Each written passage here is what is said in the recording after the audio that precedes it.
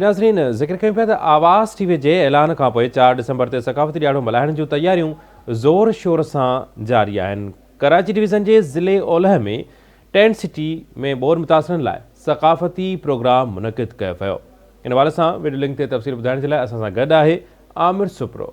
नाज़रीन आवाज़ टीवी जे ऐलान खां पोइ 4 डिसंबर ते जेको सक़ाफ़ती ॾियारो आहे उन जूं पूरी सिंध में तयारियूं जेके जारी आहिनि। हींअर असां मौजूदु आहियूं कराची जे ज़िले ओभर northern bypass Syed tent city आहे, जिथे सक़ाफ़ती जेको प्रोग्राम जारी आहे। हिते सिंधी खाधा तयारु कया विया आहिनि, उन सां गॾोगॾु सुघड़ महफ़िल बि जारी आहे। जेके फ़नकार आहिनि उहे बि परफॉर्म करे रहिया आहिनि।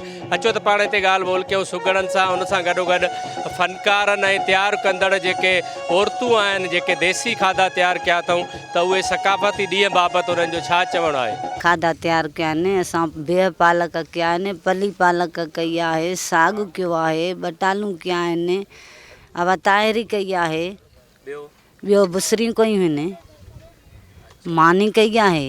ये खाधा तैयार कया आहिनि। असां सिंधी क़ौम इहो आहे क़ौम आहे जो ॾुखनि में बि खिलण वारी क़ौम आहे। कहिड़ी तकलीफ़ बचे असांजी ही सक़ाफ़त आहे। मेला मलाखड़ा नड़ बेत गुजारतूं इहे असांजे कचहरियुनि में बि हूंदियूं हुयूं ऐं बदकिस्मत सां असीं हींअर विसारे चुका आहियूं। असां उन पंहिंजे माण्हुनि खे जेको वरी उहे यादगिरियूं ॾियारण जे लाइ मलाखड़ा मेला इहे प्रोग्राम कयूं पिया, अॻिते बि कंदा रहंदासीं इंशाअल्लाह। बहराड़ी में थोरे शहर में पहिरियां इहे कचहरियूं ऐं इहे डेम कोन मल्हाईंदा हुआ ऐं इहे सुघड़नि जी कचहरी कान हूंदी हुई, फंडकारनि जी कान हूंदी हुई ऐं उन्हनि खे शाबस थो ॾियां आवाज़ वारनि खे। अलाह ॾिसां अखियुनि सां सदा सिंध सुखी रहे न राज में का दाई दर दुखी मूर न पसां मलूक चए का हाणे ॾाज ॾुखी काई भेण बुखी साईं न ॾिसां सिंध में। केॾो वॾो सबूत आहे त पंहिंजी ॾुख जी घड़ीअ में तकलीफ़ुनि जी घड़ीअ में बि ही पंहिंजी तारीख़ खे न आहिनि विसारींदा। असांजी सक़ाफ़त असांजो कल्चर 5000 साल पुराणो आहे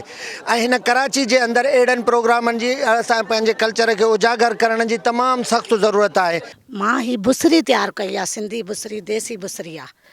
अच्छा, हिन में छा छा कीअं तयारु थींदी आहे? हीअ पहिरियों चाणूं था ठाहियूं अटे जो ठाहे उहो पचाए वरी उन में गुड़ था विझूं, गुड़ विझी वरी कारा मिर्च था विझूं, कारा मिर्च विझी वरी मथां मखण था रखूं। जो क़ौम जीआरे उहो जीअंदो रहंदो, जो आम जारे उहो जीअंदो रहंदो। मूंखे तारीख़ ऐं तक़दीर ॾिनी पका जो सिंध संवारे उहो जीअंदो रहंदो, जो सिंध संवारे उहो जीअंदो रहंदो। जी जल झोली ॾे पई लोली, जी जल झोली ॾे पई लोली, सिंधी बोली क़ौमी बोली।